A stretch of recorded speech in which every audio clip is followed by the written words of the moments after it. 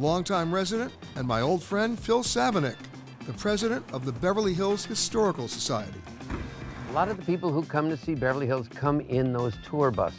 It's probably not the best way to see Beverly Hills because a lot of the tour bus drivers don't actually know what they're pointing out. We remember when movie stars lived on every block and they were our neighbors.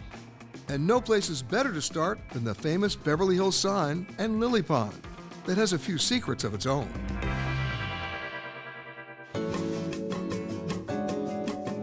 This is the famous Beverly Hills sign, which was really kind of a real estate scam. Beverly Hills Lily Pond is the 5th most photographed site in the world, but nobody has any idea why it's there.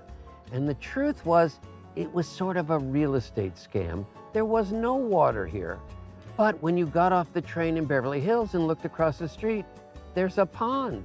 So it was sort of a psychological warfare saying, this is not the desert, this is the oasis in the middle of the desert. But the pond isn't the only site in Beverly Hills with a few secrets. We're on Rodeo Drive, one of the most famous streets in the world. Of course, growing up here, you had a toy store, you had a hardware store. It was a different feel. A lot of people want to see Rodeo Drive. But for those of us who grew up here, there are some hidden gems that nobody really ever stops to look at. One of Frank Lloyd Wright's only commercial buildings is here tucked away. It has all of the great Frank Lloyd Wright elements, ramps and spires and pressed concrete, and nobody really ever goes there or sees it.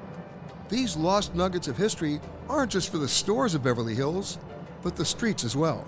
You might be wondering, what are these flower pots up the middle of the street? There were horses in Beverly Hills until the 50s, and that was the bridle path. You could ride your horse straight down Sunset Boulevard. So in memory of the horse days, we have the famous bridle path.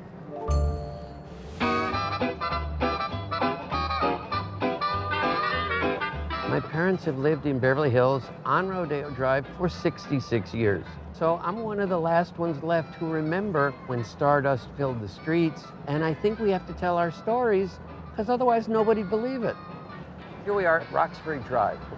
If you wanted to live next to a star, Roxbury Drive was the place to be. From Ginger Rogers to Jimmy Stewart, all of the biggest stars lived here. The tour buses that people rent, they can't actually go on Roxbury Drive. In the past, the bus would just let people out and wander the neighborhoods.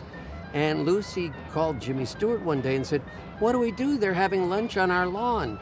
And Jimmy said, "Turn on the sprinklers, it always works." Now, Lucille Ball lived on this corner, and next to Lucy was Jack Benny's house.